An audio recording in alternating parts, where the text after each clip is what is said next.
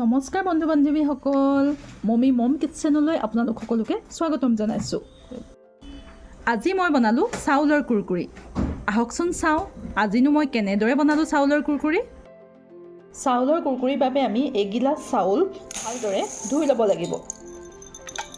এই কুৰকুৰি বনাবলৈ আপোনালোকে খুদ চাউল ব্যৱহাৰ কৰিব পাৰে। মোৰ যিহেতু নাই সেইবাবে মই গোটা চাউল ব্যৱহাৰ কৰিছোঁ।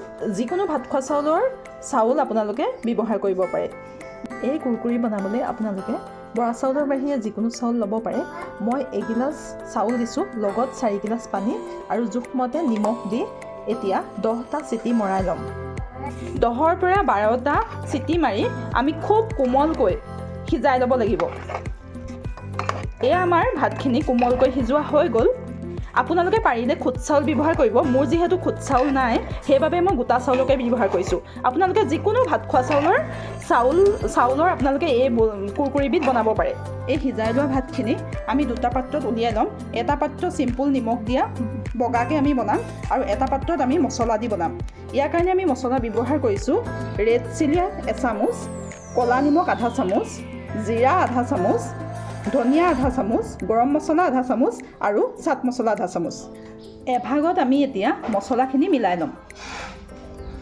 এতিয়া আমি এনেকুৱা পেকেট এটা, আপোনালোকে তেলৰ পেকেট ল'ব পাৰে, ময়দাৰ পেকেট ল'ব পাৰে, চুজি পেকেট ল'ব পাৰে, নহ'লে এনেকুৱা পাইপিং বেগো ল'ব পাৰে।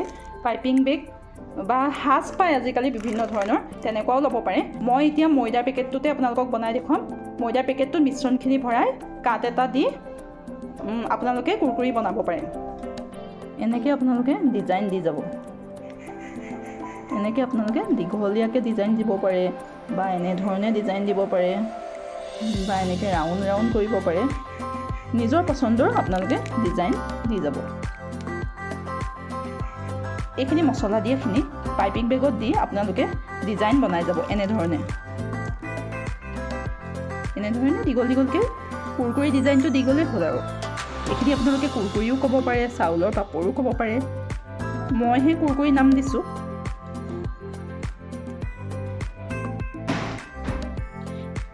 এভাগত আমি পিংক ফুড কালাৰ ব্যৱহাৰ কৰিছোঁ।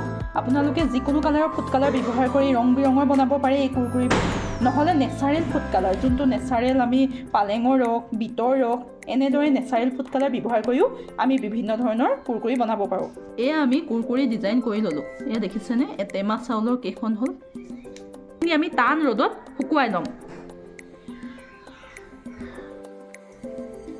এনেদৰে ৰ'দত শুকুৱাই তেলত ভাজি খাই থাকিব পাৰি। আপোনালোকেও ট্ৰাই কৰি চাবচোন আৰু গোটেই বছৰলৈ আপোনালোকে ষ্ট'ৰ কৰি ৰাখিব পাৰিব আৰু আলহী আহিলে তৎক্ষণাত ঝটপট তেলত ভাজি চাহ দিব পাৰিব।